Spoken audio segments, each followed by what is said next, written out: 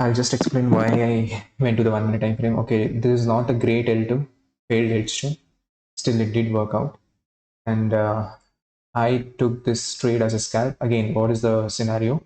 Bare leg, wedge flag test of EMA, L2 got triggered.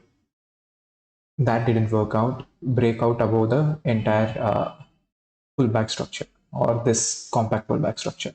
Why is this just a scalp? Because in the upper level there is again resistance here.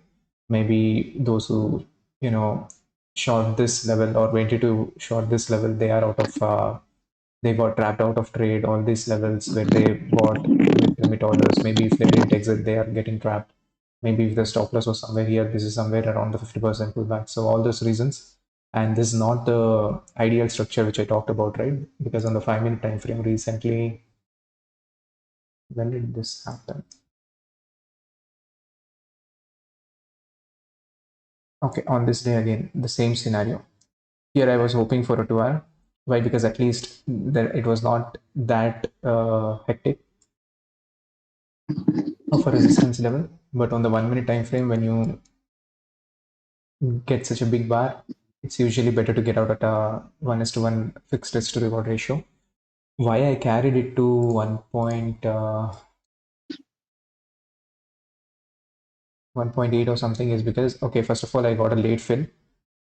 I was looking at the market and I was trying to decide, okay, this is not breaking out of this structure, but still it's a decent structure. Again, do I have enough space for a scalp? Because this is one level where it can reverse again.